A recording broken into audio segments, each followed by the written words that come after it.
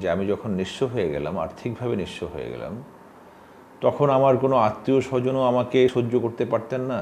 রাতে ঘুমানোর জায়গা যেহেতু আমার নির্ধারিত ছিল না, সো একটা সময় আমার ঘুমানোর জায়গা হয়েছিল পিজি হসপিটালের বারান্দাতে।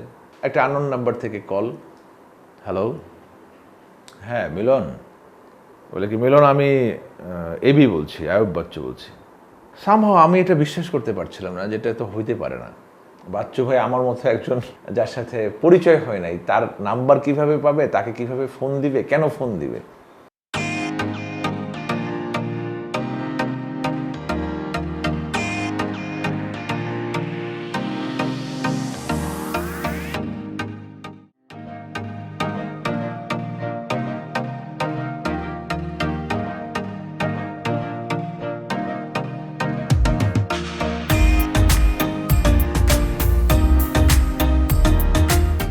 হ্যালো ডিয়ার অডিয়েন্স, আমি মিলন মাহমুদ। ওয়েলকাম জানাচ্ছি আপনাদের নিউজ জি লাইফস্টাইলে। আজকে আপনাদেরকে আমি আমার জীবনের কিছু বলার কথা কিংবা না বলার কথা হয়তো আপনারা জেনেছেন অন্যান্য প্রোগ্রামসে, আজকে নতুন করে জানবেন এরকম কিছু কথা আপনাদের সাথে share করব। আমার একদম ছোটবেলাটা, শিশুকাল কেটেছে হচ্ছে গ্রামে। আমি ক্লাস 1 থেকে ক্লাস 3 পর্যন্ত আমার এই টাইমটা কেটেছে হচ্ছে আমার গ্রামে, আমার নিজের গ্রামে। আমার গ্রাম হচ্ছে বাগেরহাট ডিস্ট্রিক্টে। আমার ওখানেই জন্ম হয়েছে, ওখানে আমার লেখাপড়ার শুরুটা শুরু হয়েছে। আহ, তারপরে আমি ঢাকাতে চলে আসলাম। ঢাকা মিরপুরে এসে আমি ভর্তি হলাম আমার পরবর্তী স্কুলগুলোতে, এবং সেটাও ক্লাস 4 থেকে আমি মিরপুরে একটা স্কুলে ভর্তি হলাম, ন্যাশনাল প্রাইমারি স্কুল। তারপরে শহীদ আবু তালেব উচ্চ বিদ্যালয়, তারপরে মিরপুর সরকারি বাংলা কলেজ। এভাবে আমার পড়াশোনার ধারাবাহিকতাটা কেটেছে। আর যেহেতু আমি একজন সঙ্গীতের মানুষ, নিশ্চয়ই আপনারা ভাবছেন আপনার সাংগীতিক জীবনটা কবে থেকে শুরু হলো। আমি যতক্ষণ আহ, মানে একদম কি বলে ছোটবেলায়, মানে বোধোদয় যেটা বলি আমরা, বোধোদয়ের বাইরের যে সময়টা, সেই সময়কাল পর্যন্ত নিশ্চয়ই আমি বলতে পারবো না আপনাদেরকে। বাট যখন বুঝতে শিখেছি তখন থেকেই গান, সুর, এই বিষয়গুলি আমার সাথে জড়িত ছিল। সেটা কিভাবে? আমার সেজো ভাই গান করতো, আমার ছোট আপু গান করতো। ওরা যে খুব প্রাতিষ্ঠানিক গান করতো কিংবা প্রফেশনালি গান করতো, বিষয়টা সেরকম ছিল না। বাট ওদের ভালো লাগায়, ওদের জীবন চর্চায় গান ছিল। আর ওই জীবন চর্চায় গান থাকবার আরেকটা বিষয় ছিল আমার মা। উনি অনেক ধরনের টানাপোড়েন তো আমাদের ফ্যামিলিতে গিয়েছে, আমাদের জন্মের পর থেকে আমরা দেখেছি। তার মাঝেও মা যেটা করতেন, সন্ধ্যার পরে আমাদের সব সন্তানদেরকে নিয়ে উনি কাইন্ড অফ একটা মিউজিক্যাল ক্লাস বসাতেন কিংবা কালচারাল ক্লাস বসাতেন। যে গান পারতো সে গান করতো, যে আবৃত্তি পারতো সে আবৃত্তি করবার চেষ্টা করতো, কিংবা সেজু ভাই খুব ভালো অভিনয় করতেন, গানের সাথে উনি ভালো অভিনয়ও করতেন। তো ওনাকে অভিনয়ের কিছু কিছু রোল প্লে করতে বলা হতো, এরকম একটা আবহ ছিল। আমার কথা শুনে যতটা মানে আয়োজিত মনে হচ্ছে বিষয়টা, আসলে অতটা আয়োজিত ঘটনা ছিল না। খুবই অনানুষ্ঠানিকভাবে এবং খুবই ক্যাজুয়াল একটা আয়োজনে এটা অনুষ্ঠিত হতো। কিন্তু ওই প্রাণের জায়গাটা ছিল। আমার এখনো মনে পড়ে যে মা যে নিবিষ্ট মনে আমাদের এই পারফরমেন্সগুলি দেখতো, কিংবা আমরা অন্যান্য ভাই বোনেরা তখন মানে একসাথে যারা যারা ছিলাম, একদম বড় ভাই তখন দেশের বাইরে থাকতেন, বড় ভাই এবং মেজো ভাই দেশের বাইরে থাকতেন, বাদবাকি আমরা সন্তানগুলি, আমরা 8 ভাই বোন, অন্যান্য সন্তানগুলি আমরা একসাথেই ছিলাম। তো ওই যে সবাই খুব মানে কনসেন্ট্রেট হয়ে যে যার পারফরমেন্স দেখছে, শুনছে, এই প্রাণের জায়গাটা ছিল। প্রাতিষ্ঠানিক তৎপরতা যতখানি ছিল, তার থেকে প্রাণের স্পন্দনটা বেশি ছিল অনেক। এটা আমার শৈশবকালের বেড়ে ওঠার জায়গাটা খুব প্রভাবিত করেছে আমি মনে করি। তো শিশুকালটা এভাবেই কেটেছে, খেলাধুলা কিংবা মোস্ট অফ দি টাইম, মানে বিশেষ করে আমার খেলাধুলার থেকেও বেশি কেটেছে আমার সুরের সাথে। আপনারা সবাই একমত হবেন যে শিশুকালে দুরন্তপনা সবারই থাকে। তো ওইরকম দুরন্তপনার একটা স্মৃতি আছে আমার বাবার সাথে। বিষয়টা এখন আমরা যখন আলোচনা করি, আমাদের ফ্যামিলিতে যখন এটা স্মৃতিচারণটা হয়, তখন আমরা সবাই খুব হাসি, খুব হেসে ফেটে পড়ি, যে অবস্থাটা বোঝায় আর কি। সেটা কীরকম ছিল, আমার ইমিডিয়েট বড়টা আর আমার কাজিন ব্রাদার আর আমি তিনজনে আমাদের বাড়ির সামনেই যে খালটা ছিল, তো জ্বরে একদম টইটুম্বুর হয়ে যেত। ওই সময় আমাদের টার্গেট থাকতো খুব পানিতে ডুবাডুবি করা, এবং পানিতে কিছু খেলা আছে, ডুব দিয়ে আর একজনকে ছুঁয়ে দেয়া, সে চোর হবে, সে আবার ডুব দিয়ে আমাদেরকে ছুঁয়ে আমরা ছুটে বেড়াবো পানির মধ্যেই, এই ব্যাপারগুলি। তো ওরকম খেলা খেলছি, এবং সেটা নিয়ার অ্যাবাউট 2 hours আমরা পানিতেই আছি। তো বাবা কুলে এসে বলল যে তোমরা তাড়াতাড়ি উঠো, লাঞ্চের টাইম হয়েছে, লাঞ্চ খেতে আসো। তো আমরা শুনেছি, এবং আমরা যথারীতি আমরা খেলছি, ওই শুনে আবার ভুলে যাই। তো একটা সময় বাবা খুব ক্ষেপে গেলেন। আর আমার বাবা খুবই খুবই শান্ত প্রকৃতির মানুষ ছিলেন, বিশেষ করে সন্তানদের সাথে। উনি কখনো কোনো অ্যারোগেন্সি দেখাতেন না, কিংবা বা সন্তানদের ছেলে মেয়েদেরকে যে প্রহার করা, মারা, এই ব্যাপারটায় উনি কখনোই যেতেন না। তো স্বভাবতই বাবাকে আমরা ওইভাবেই নিতাম, যে সফট ম্যানার্ড একজন মানুষ, ভয় টয় পেতাম না। তো একটা সময় সে ক্ষেপে গিয়ে উনি নিজে পানিতে লাফিয়ে পড়লেন। তো আমার ইমিডিয়েট বড় ভাই আর আমার ওই কাজিন ব্রাদার, ওরা কি করলো, ডুব দিয়ে চলে গেল। মানে ওদের উদ্দেশ্য হচ্ছে বাবা যেখানে পড়েছে সেখান থেকে অনেক দূরে চলে গেল। তো চলে যে গেল, সেটার ব্যাপারটা আমি আসছি। ওরা জোয়ারে সাঁতার কাটা শুরু করলো, আর আমি কি অপেক্ষাকৃত একটু নির্বোধ প্রকৃতির ছিলাম কিনা আমি ঠিক জানি না, তো হতে পারে একটু নির্বোধ মনে হয়েছিলাম। তো আমি ডুব দিয়ে জোয়ার যেদিকে সেদিকে না গিয়ে আমি জোয়ারের উল্টা দিকে আমি মানে পানির ভিতর থেকে সাঁতার কাটছি। অনেকক্ষণ সাঁতার কাটবার পরে আমার মনে হলো যে আমি বাবার কাছ থেকে, বাবা যেখানে পড়েছে আন্দাজ সেখান থেকে আমি অনেক দূরে চলে গিয়েছি, এবার ধরতে পারবে না। তো যখন আমি উঠে দাঁড়ালাম, তখন দেখি বাবা আমার একদম সামনে, আমার নাকের সামনে দাঁড়ানো। তো তারপরে আমি একটা মার খেলাম। তো কেন হলো এই ঘটনাটা, দ্যাট ওয়াজ সো ফানি, যে আমি হচ্ছে স্রোতের বিপরীতে সাঁতার কাটছিলাম, আর ওরা তো স্রোতের পক্ষে সাঁতার কেটে অনেক দূরে চলে গিয়েছিল। স্বভাবতই ওরা বাবার অবস্থান থেকে অনেক দূরে, আর আমি স্রোতের বিপরীতে সাঁতার কেটে কেটে অনেকক্ষণ পরে উঠেও আমি বাবার সামনেই দাঁড়ানো ছিলাম। So that was a funny thing. Okay, আমার নিজস্ব পরিবারের যে যাত্রাটা হয়েছিল, আমার পরিবারেও বেশ কিছু টানাপোড়েন গিয়েছে। ফাইনালি এখন একটা সাস্টেইনেবল সিচুয়েশন আমার পরিবারে যাচ্ছে। আমার একটা বেবি আছে, যার নাম মায়াবী মাহমুদ। মাশাল্লাহ, অনেক কিউট একটা বেবি হয়েছে, আওয়ার অ্যাঞ্জেল। আমার ওয়াইফের নাম হচ্ছে সুমাইয়া জামান। তো ও হচ্ছে স্টুডেন্ট, আমার ওয়াইফ লালমাটিয়া ইউনিভার্সিটিতে পড়ছে। এই তিনজন মিলে হচ্ছে আমার পারিবারিক যাত্রা শুরু হয়েছে এবং যাচ্ছে। দোয়া করবেন আপনারা যারা শুনছেন দেখছেন আমাকে, যেন আমার স্বস্তিজনক একটা জীবনযাপন করতে পারি। আমার সাংগীতিক হাতেখড়ি যে ব্যাপারটা, সঙ্গীতের হাতেখড়িটা কীভাবে হয়েছিল, এটা নিশ্চয়ই আপনাদের ভাবনাতে এসেছে। পরিবারে যে চর্চাটা হতো, যেটা আমি বলেছিলাম শুরুতেই, সেই চর্চাটা আসলে আমার জীবনের হাতেখড়ি ছিল। একটা গান শুনে সেই গানটাকে কণ্ঠে ধারণ করা, সেই গানটাকে গাইতে পারা, এভাবেই আসলে আমার যাত্রাটা শুরু হয়েছিল। কিন্তু সেখানে প্রাতিষ্ঠানিক যে এক্সপার্টিজম, সেই ব্যাপারটা ছিল না, কিংবা কোনো ওস্তাদ রেখে যে গান শিখবার যে আয়োজনটা, সেই আয়োজনটা ছিল না। সেটা অবশ্য নানাবিধ কারণও ছিল।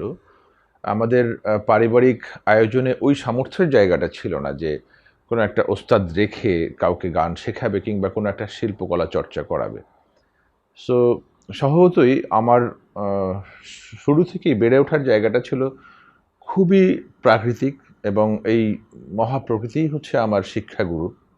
আমার কাছে যেটা মনে হয়, যে আমি যা কিছুই শিখেছি তা কিছুই আমার শ্রুতি নির্ভর, তা কিছুই আমার পর্যবেক্ষণ নির্ভর, তা কিছুই আমার হয়তো বা কোনো ওস্তাদকে ভালো লেগেছে, কিংবা কারো গায়কী ভালো লেগেছে, কারো বৈকরণিক চর্চা ভালো লেগেছে, চেষ্টা করেছি তার কাছাকাছি যে সেটাকে ধারণ করবার। তো ওই কারণে আমি নামগুলি ওইভাবে বলতে পারছি না যে আমি একদম ডিস্টিংক্টলি কোন ওস্তাদের কাছ থেকে কি শিখেছি। আসলে আমার চর্চার জায়গাটা পুরোপুরি মহাপ্রকৃতি জুড়ে।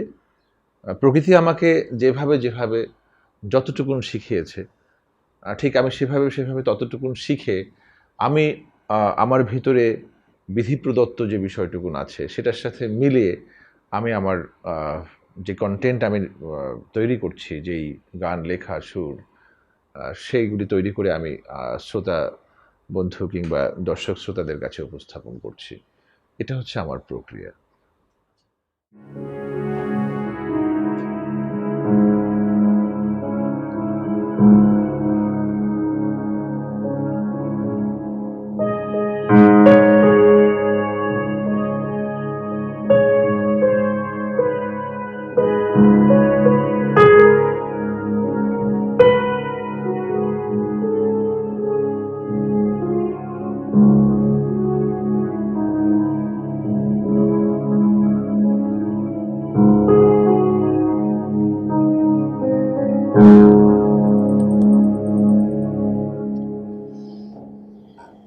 স্ট্রাগল, আসলে প্রতিটা জীবনে স্ট্রাগল তো আছেই, আমরা সবাই জানি। তবে আমার কেন যেন মনে হয় যে যারা শিল্প চর্চা করেছে, জীবনের শিল্পটাকেই বেছে নিয়েছে সার্ভাইভালের একমাত্র উপজীব্য হিসেবে, তাদের জীবনে স্ট্রাগলিংটা অনেক বেশি টাফ, অনেক প্রখর। যেমন আমি যদি আমার স্ট্রাগলের কথা বলি, আমি একটা ভালো জবও করতাম।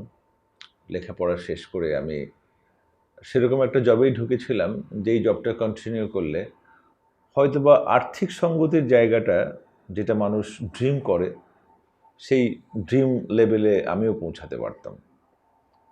ওই শুরুটা আমারও হয়েছিল। কিন্তু একটা পর্যায়ে আমার কাছে মনে হয়েছে যে না, জব আমার জন্য না। এই to carry the orders from the peoples, from the bosses, এটাই আসলে আমার কাজ না। পৃথিবীতে আমি এই জন্য আসি নাই। আমার কাছে মনে হয়েছে যে আমার একটা ভাবনার জগৎ রয়েছে, আমার একটা ফিলসফি রয়েছে। আমি আমার ফিলসফিটা আমি আমার অডিয়েন্সকে জানাতে চাই। আমি আমার দর্শনটাকে উপজীব্য করে আমি কিছু কথা লিখতে চাই, কিছু সুর করতে চাই, কিছু গান বানাতে চাই, যেগুলি আমি মানুষকে শোনাতে চাই। এই জন্যই আসলে বিধাতা আমাকে পৃথিবীতে পাঠিয়েছেন, শুধুমাত্র ৯টা-৫টার ডিউটি করে কিছু টাকা পয়সা রোজগার করে একটা আরামের জীবন যাপন করে তারপরে পৃথিবীর থেকে চলে যাওয়া, এই কাজটা আমার জন্য নয়, এরকম মনে হয়েছে। সো আমি যখন আমার সেই প্রেস্টিজিয়াস জবটা কুইট করলাম, that was like a mad decision in my life. এবং আমাকে সবাই তখন পাগলই ভেবেছিল। এবং সেটা এমন পর্যায়ের হয়েছিল যে আমি যখন নিঃস্ব হয়ে গেলাম, আর্থিকভাবে নিঃস্ব হয়ে গেলাম, তখন আমার কোনো আত্মীয় স্বজনও আমাকে সহ্য করতে পারতেন না, কিংবা আমার খুব কাছের মানুষ যারা আমাকে নিয়ে অনেক ধরনের স্বপ্ন দেখতেন, কিংবা আমার বিভিন্ন সহযোগিতায় তারা নিজেদেরকে সমৃদ্ধ করতেন, সেই কাছের মানুষগুলিও একে একে আমার কাছ থেকে দূরে সরে গেল। এবং তারা লিটারেলি মনে প্রাণে চাইতে লাগলো যে এই মানুষটা যেন আমাদের কাছে না আসে। কেন? সেই ভয়ের জায়গাটা ছিল হচ্ছে যে যদি আমি তাদের কাছ থেকে কোনো সাহায্য সহযোগিতা চেয়ে বেড়াই, কিংবা হয়তোবা আমি তাদের ফ্যামিলিতে বেড়াতে গেলাম, আমাকে একবেলা খাওয়াতে হলো, সেটাও তাদের জন্য একটা সময় খুব পেইনের একটা ব্যাপার হয়ে দাঁড়িয়েছিল। তো এটা আমি এখন মুখের কথায় যেভাবে খুব সহজে বলে দিচ্ছি, অনুভূতির জায়গায় যদি কেউ ঠিক ওই জায়গাটায় না দাঁড়ায়, তাহলে আসলে সে বুঝবে না যে সেই সময়টা কতখানি তীব্র ছিল পেইনের জায়গা থেকে, এবং কতখানি তীব্র ছিল লাঞ্ছনার জায়গা থেকে, কতখানি তীব্র ছিল এড়িয়ে যাবার জায়গা থেকে। যে আপনি খুব ভালোবেসে কারো কাছে গিয়ে তার কুশলাদি জানতে চাইছেন, কিন্তু সে বিরক্ত হচ্ছে আপনাকে দেখে, সে কপাল কুঁচকাচ্ছে আপনাকে দেখে। এই যে অপমানের যে জায়গাটা, সেই জায়গাটা ভীষণ তীব্রতর ছিল। তো এটা একটা জীবনে এই স্ট্রাগলটা ভীষণ কঠিন আমার কাছে মনে হয়। আর ফিজিক্যালি স্ট্রাগল যেটা হয়েছে, যে আমার আর্থিক টানাপোড়েনের কারণে আমার একটা সময় আমি যেই বাসায় ভাড়া থাকতাম সেটা আমার ছেড়ে দিতে হলো।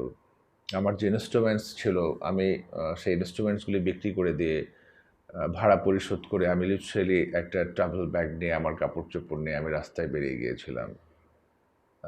এবং সেটা আনসার্টেন ছিল যে আমি কতদিনের জন্যে রাস্তায় নেমে গেলাম।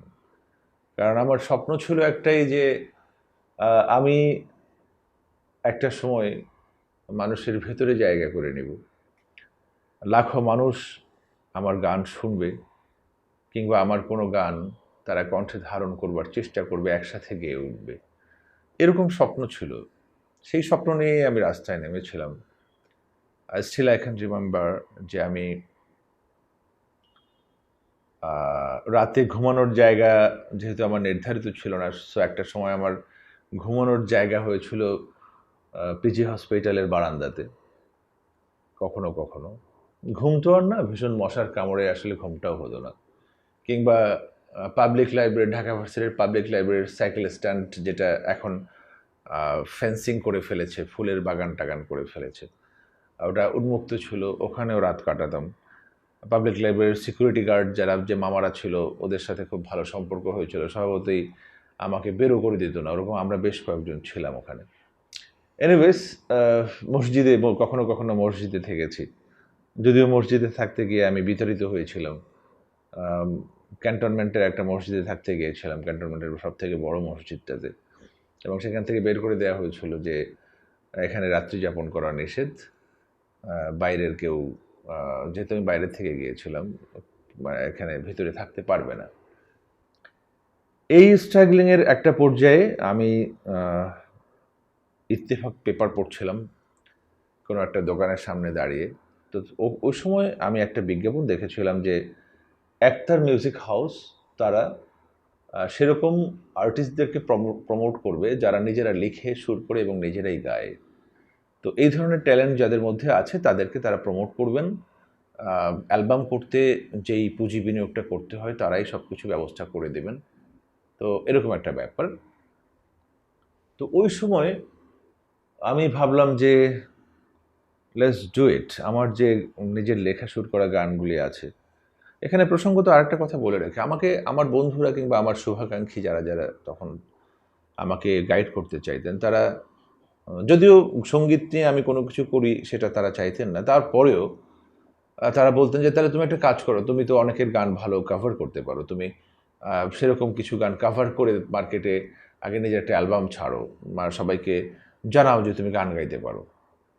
কিন্তু আমি শুরুতেই এটা না করেছিলাম যে আমার ১ম থেকেই টার্গেট ছিল যে আমি যেটা লিখেছি, সুর করেছি, আমার দর্শনের যে জায়গাটা, সেই জায়গাটা আমি মানুষকে জানাতে চাই। তারপরে মানুষ যদি আমার গায়কী গ্রহণ করে, আমার দর্শনটাকে যদি গ্রহণ করে, আমার কনটেন্ট যদি গ্রহণ করে, তাহলে তো আমাকে অ্যাকসেপ্ট করলোই। সেটা হোক ১০ জন, হোক ২ জন। বাট ওই ১০ জনই তো অথেন্টিক, অর্গানিক। এটা ছিল আমার টার্গেট। তো গান গাইতে পারি সেটা জানান দেওয়ার জন্য আমার কোনো কাভার নাম্বার গাইতে হবে, এই সূত্রে আমি কখনোই বিশ্বাসী ছিলাম না। কারণ কাভার নাম্বার আমি করব, নিশ্চয়ই আমি কাভার নাম্বার করব। সেটা হচ্ছে আমার ভালোবাসার জায়গা থেকে আমার যখন গাইতে ইচ্ছে করবে। কিন্তু সেটা আমার রিকগনাইজেশনের জন্য করতে হবে, ওইটা আমি কখনোই বিশ্বাস করতাম না। তো এজন্যে আমি তখন আমার মানে ভীষণ কাছের যে বন্ধুরা ছিল তাদেরকে আমি বললাম যে, "আমি কয়েকটা গানের ডেমো করতে চাই, সেখানে আমার কিছু টাকা দরকার। তোমরা আমাকে কিছু টাকা দিয়ে হেল্প করো।" তো স্বভাবতই একজন অসহায় মানুষ যখন কারো কাছ থেকে আর্থিক হেল্প চাইবে, সেটা কারো কাছেই ভরসার যোগ্য মনে হবে না। এটা খুবই মানে স্বাভাবিক একটা ঘটনা। ওরকম আমারও হয়েছিল। কেউই হেল্পটা করছিল না। তো এর মধ্যে থেকে আমার ইমিডিয়েট ছোট ভাই সেতু, ওর পারিবারিক নাম হচ্ছে মাখন। ও, তারপরে আমার বন্ধু চৌধুরী, আমার বন্ধু মামুন, আ এরকম কয়জন মিলে আমাকে ৳২৫,০০০ লোন দিয়েছিল। যেটা আমি ওই সময় ওই টাকাটা ব্যবহার করেছিলাম ৩ টা গানের ডেমো রেডি করার জন্যে, মিউজিক অ্যারেঞ্জমেন্ট করার জন্য। এবং তখন আ বাপ্পা ভাইকে আমি সামহাউ কানেক্ট করলাম, বাপ্পা মজুমদার। কারণ শুরু থেকেই আ বাপ্পা মজুমদারের কাজ আমার খুব ভালো লাগতো। স্টিল আমি মানুষটাকেও পছন্দ করি। আহ, সত্যিকারের শিল্প চর্চা করে বলে আমার মনে হয়। এবং উনি যেই শিল্প এ পর্যন্ত আমাদেরকে উপহার দিয়েছেন সেটা আসলে শিল্প মান বিচারে যথেষ্ট উত্তীর্ণ হয়েছে। তো ওনাকে কানেক্ট করে আমি ওনাকে বললাম যে বাপ্পা ভাই, আমার অবস্থা হচ্ছে এই, আপনি যে এক একটা ট্র্যাক রেডি করতে যে সম্মানিটা নেন সেই সম্মানিটা আমি আপনাকে দিতে পারবো না, বাট একজন শিল্পীর যে মনোবেদনার যে জায়গাটা এবং তার যে স্বপ্নের যে জায়গাটা, সেই জায়গাটা আপনি যদি মূল্যায়নে এনে আপনি নামমাত্র একটা সম্মানে নিয়ে আমার ৩টা গান যদি কম্পোজ করে দিতেন, তাহলে ওই ৩টা গান নিয়ে আমি একতার মিউজিক হাউস, যেটা আমি শুরুতে বলেছিলাম, ওদেরকে জমা দিব। জমা দিলে আমি আশা করছি আমি হয়তো বা অ্যাকসেপ্টেড হয়ে যাব তাদের কাছ থেকে। তো বাপ্পা ভাই খুব চমৎকার করে আমাকে গ্রহণ করে নিলেন এবং উনি খুব আন্তরিকভাবে আমার ৩টা গান, কথা সুর আমারই ছিল, উনি সঙ্গীত আয়োজন করে দিলেন এবং উনি নিজেও আমার সাথে মুভ করলেন একতার মিউজিক হাউসের ওখানে এটা জমা দেওয়ার বিষয়, কিংবা সাউন্ড সাউন্ড মেশিনের তিতি ভাইয়ের সাথে আলাপ করিয়ে দেওয়ার ব্যাপারে ওনারও অনেক ভূমিকা ছিল। বাপ্পা ভাইও চাইতেন যে আমার এই স্বপ্নটা পূরণ হোক। বাপ্পা ভাইকে অনেক ধন্যবাদ, অনেক কৃতজ্ঞতা। এই আমি যখন ওই ৩টা গান জমা দিলাম একতার মিউজিক হাউসে, তখন লং স্টোরি শর্ট করে বলি, তখন হচ্ছে ২.৫ বছর পরে একতার মিউজিক আমার জমা দেওয়ার ২.৫ বছর পর একতার মিউজিক হাউসের চেয়ারম্যান সাহেব আমাকে ফোন করলেন, ফয়সাল সিদ্দিকী বগি। উনি আমাকে ফোন করে বললেন যে মিলন মাহমুদ, জি। বলে কি আপনার ৩টা গানের ডেমো আমার হাতে আছে, আমি এখন চিটাগাং যাচ্ছি এবং গাড়িতে গানগুলি বাজিয়ে শুনতে শুনতে যাচ্ছি। তো এই গানগুলি আমি কেন এত পরে শুনছি, এটা ডেট দেখছি তো অনেক আগে, আপনি অলমোস্ট ২.৫ বছর আগে জমা দিয়েছেন।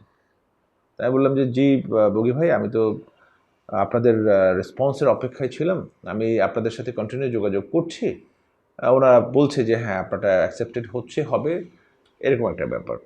তো বলে কি আপনি নেক্সট ফ্রাইডেতে আমার অফিসে আসেন। এরকম করে খুব এমার্জেন্সি বেসিসে উনি পরবর্তী সপ্তাহে আসতে বললেন, কারণ উনি চিটাং থেকে তার মধ্যে ব্যাক করবেন এরকম একটা প্ল্যানিংয়ে। তো তারপরে আমি ওখানে যাবার পরে ওনারা বলল যে আপনি যত অ্যালবাম করতে চান, যে কটা অ্যালবাম করতে চান, আপনি আমাদের ব্যানার থেকে করবেন, আপনার টাকা পয়সা নিয়ে ভাবতে হবে না, এবং কোন স্টুডিওতে কাজ করবেন সব কিছু আমরাই বলে দেব।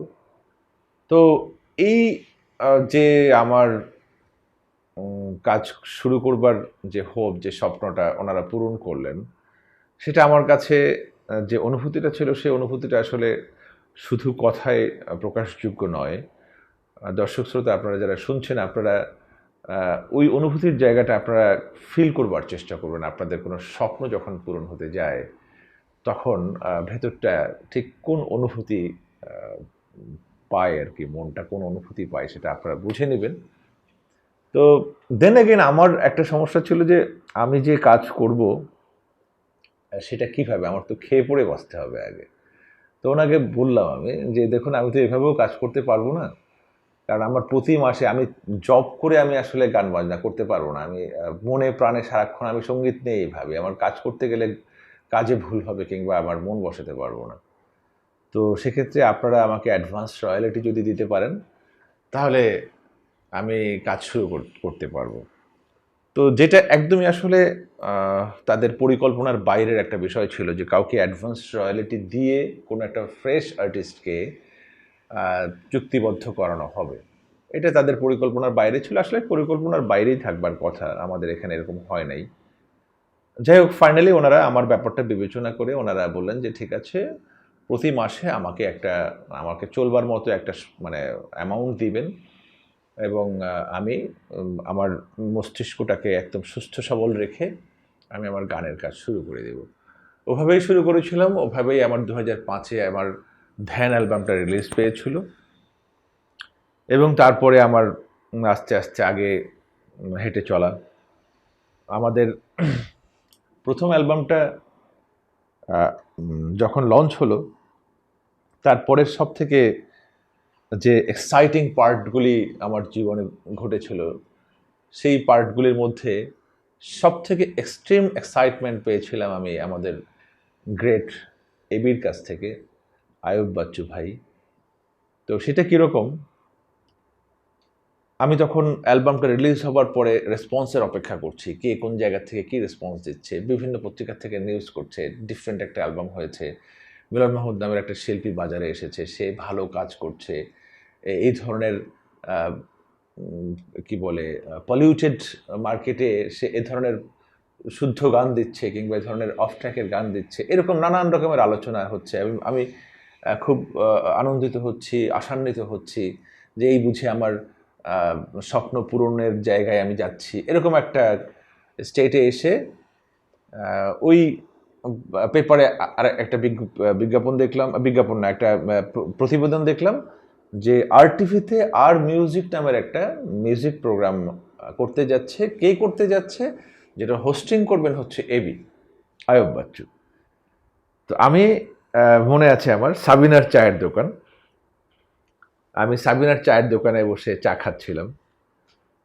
তো ওটা দেখে ভাবছি যে ইস, এই প্রোগ্রামটা যদি আমাকে একটু পারফর্ম করবার জন্য ডাকা হতো, তাহলে তো এবি ওখানে বসে বাজাবে, হোস্টিং করবে, আর আমি গাইবো সামথিং অন্য লেভেলের, আউট অফ দি বক্স। এটা আমার ভাবনার বাইরে ছিল ঘটনাটা।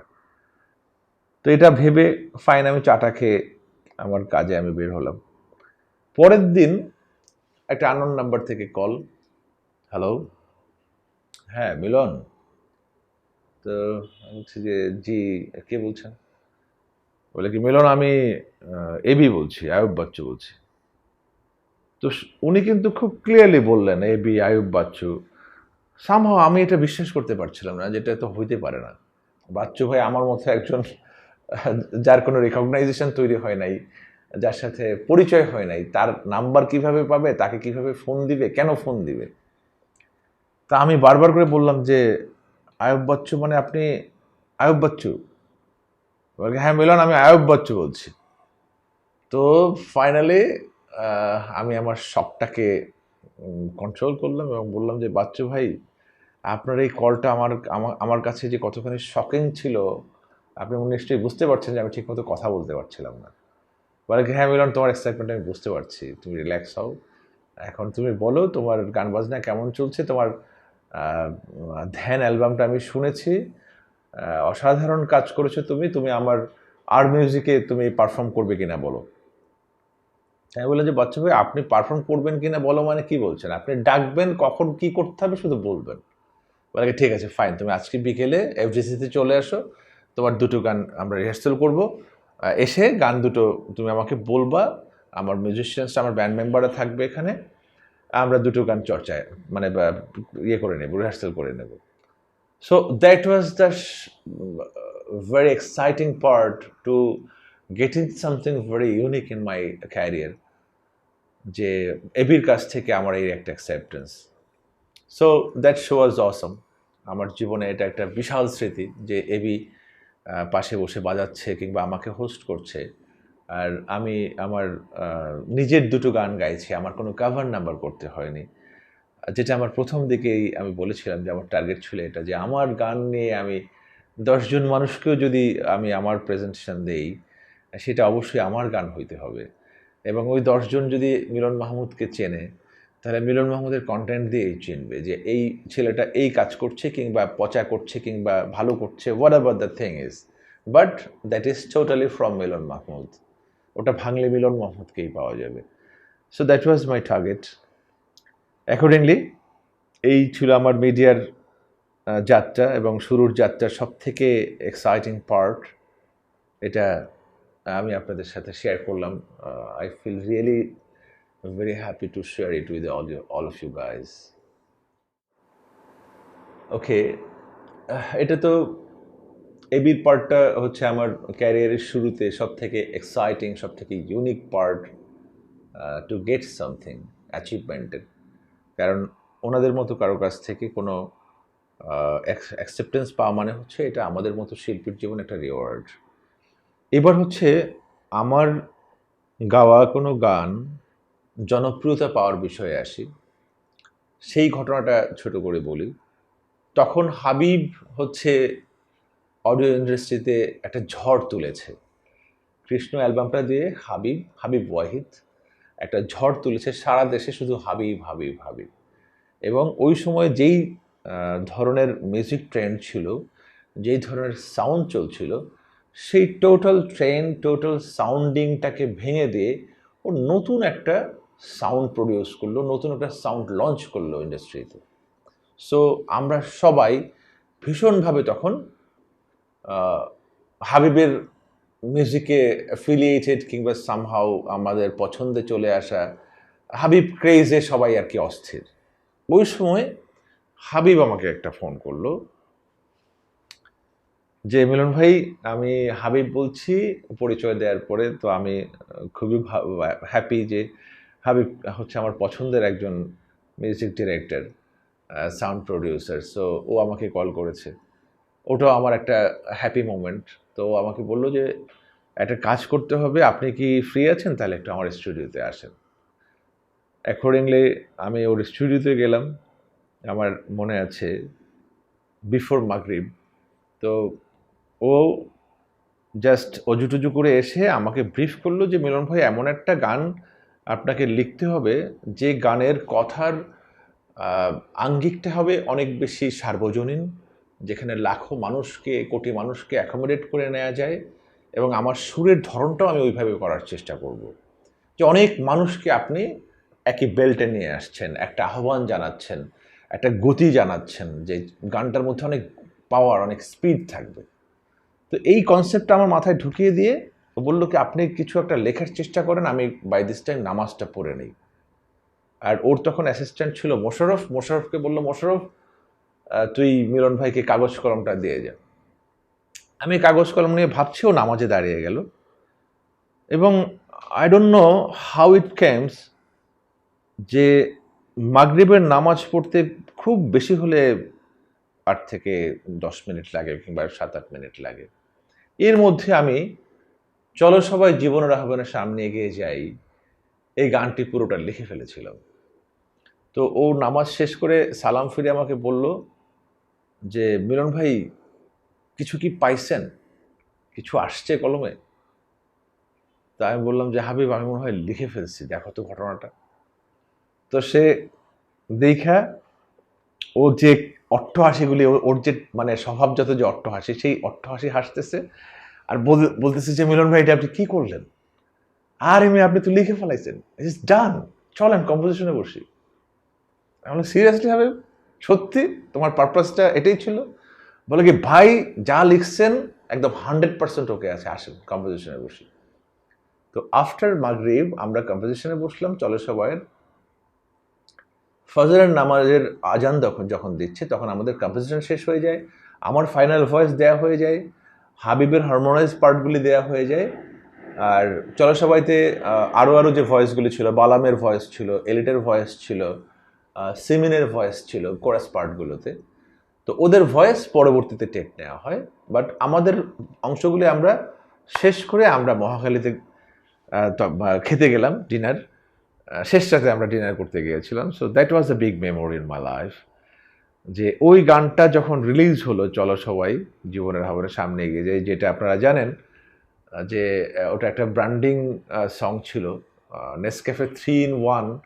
এটা আমরা চিনেছি ইনফ্যাক্ট চলো সবাই জীবনের আহ্বানের সামনে এগিয়ে যায় এই গানটা থেকে।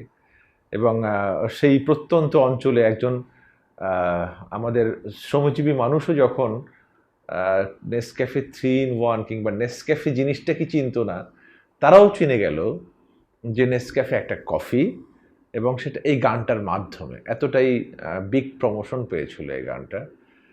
সো এই গানটা আমার জীবনে একটা বড় সফলতার গান ছিল, আমার আর হাবিবের করা। আমার গাওয়া ছিল, আমার লেখা ছিল, আর সুর এবং কম্পোজিশন ছিল হাবিব ওয়াহিদের। আমার জীবনের প্রথম জনপ্রিয় বলতে যেটা বোঝায়, সেই জনপ্রিয়তার স্বাদ পেয়েছিলাম আমি এই গানটার মাধ্যমে। এটা তো অনেক বিগ অ্যারেঞ্জমেন্টের গান। আচ্ছা, একটুখানি আমি খালি গলায় শোনাচ্ছি। চলো সবাই